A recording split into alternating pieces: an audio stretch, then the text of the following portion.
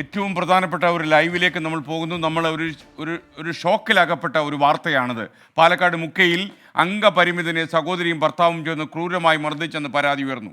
മാതാവിൻ്റെ സ്ഥലത്ത് വീട് വയ്ക്കാൻ ശ്രമിച്ചെന്നാരോപിച്ചാണ് വിനോദിനെ മർദ്ദിച്ചത്. പാലക്കാട് നോർത്ത് പോലീസ് കേസെടുത്ത് അന്വേഷണം ആരംഭിച്ചു. മർദ്ദന ദൃശ്യങ്ങൾ 24 ലഭിച്ചു. 24 പ്രൈം ടൈം ബിഗ് ബ്രേക്കിംഗ്. 50% വികലാംഗനായ വിനോദിനെ അദ്ദേഹത്തിൻ്റെ ബന്ധുക്കൾ വളരെ ക്രൂരമായി മർദ്ദിച്ച സംഭവം ഉണ്ടായത് കഴിഞ്ഞ ദിവസമാണ്. അദ്ദേഹം ഇപ്പോൾ നമ്മളോടൊപ്പം ചേരുന്നുണ്ട്.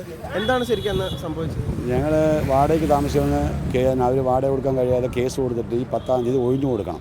അത് പോലീസ് സ്റ്റേഷനിൽ കേസ് കൊടുത്ത് ഒത്തുതീർപ്പായിട്ടുണ്ട്. അപ്പോൾ ഈ 10-ാം തീയതിക്കുള്ള എനിക്ക് വേറെ വാടകയ്ക്ക് അഡ്വാൻസ് കൊടുക്കാമെന്ന് എൻ്റെ കയ്യിൽ പൈസ ഇല്ലാത്തതുകൊണ്ട് ഞാൻ അമ്മയുടെ പേരുള്ള സ്ഥലത്ത് ഒരു ഷെഡ് വയ്ക്കാം, അതിന് എത്ര രൂപ ചിലവാകും എന്ന് നോക്കാൻ വേണ്ടി പോയി. ഞാൻ എൻ്റെ മകനും കൂടെ പോയി. അപ്പോൾ പിന്നെ അവർ തൊട്ടടുത്ത് താമസിക്കുന്ന അനിയൻ വന്നിട്ട് അവനും സഹായിച്ച് കണക്കൊക്കെ നോക്കി ഞങ്ങൾ നമ്മുടെ വീട്ടിൽ തിരിച്ച് പുറത്തിറങ്ങിപ്പോയി. തൊട്ട വീട്ടിലെ സ്ത്രീയായിട്ട് തമാശ പറഞ്ഞ് നിൽക്കുമ്പം സഹോദരിയും ഭർത്താവും കൂടെ അതിൽ പോയവർ കുറച്ച് ദൂരം പോയിട്ട് സഹോദരിയുടെ ഭർത്താവ് എന്നെ കയറി തെറി വിളിക്കലായിരുന്നു. അത് എന്താണ് സംഭവം, ആരെയെ വിളിക്കണം ചോദിക്കാൻ വേണ്ടി ഞാൻ അങ്ങോട്ട് നടക്കാൻ പോയപ്പം അവരുടെ അടുത്തേക്ക് പോയിക്കൊണ്ടിരിക്കുമ്പോൾ അയാൾ വലിയൊരു വിറക്കോഷം എടുത്തേക്ക് തല്ലാൻ വന്നു. ഞാൻ അതിൻ്റെ പുറകിൽ അനിയൻ വന്നിട്ട് അത് പിടിച്ചതുകൊണ്ട് ഞാൻ രക്ഷപ്പെട്ടു, ജീവനോടെ ഇന്നുണ്ട്. അത് കഴിഞ്ഞപ്പോൾ അത് പിടിച്ച വഴി പെങ്ങളെ അങ്ങനെ തള്ളിയിട്ട് അളിയൻ്റെ വക ചവിട്ടിലേക്ക് കിട്ടിയോടെ ഞാൻ അതാ താഴെ കിട.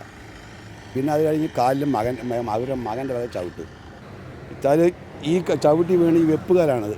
ഇതങ്ങോട്ട് തിരിച്ചപ്പോൾ ലിഗമെൻ്റ് ഇളകി. പോലീസിൽ പരാതി കൊടുത്തിട്ട് വേണ്ട നടപടി ഉണ്ടായില്ല. പോലീസ് സ്റ്റേഷനിൽ 2 ദിവസം എന്നെ പിടിച്ചിരുത്തി. ഇന്നലെ രാവിലെ മുതൽ വൈകുന്നേരം വരെ, മിനിയാന്ന് രാവിലെ മുതൽ വൈകുന്നേരം വരെ പിടിച്ചിരുത്തി. എൻ്റെ ഒരു മൊഴി എടുക്കുക, എൻ്റെ പരാതി എടുക്കുക അവിടെ ചെയ്തിട്ടില്ല. ശ്യാം ബാലുവിനൊപ്പം നിഖിൽ പ്രമേഷ്, 24 പാലക്കാട്.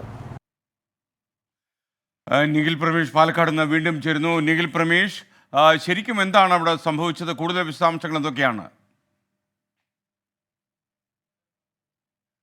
Good evening.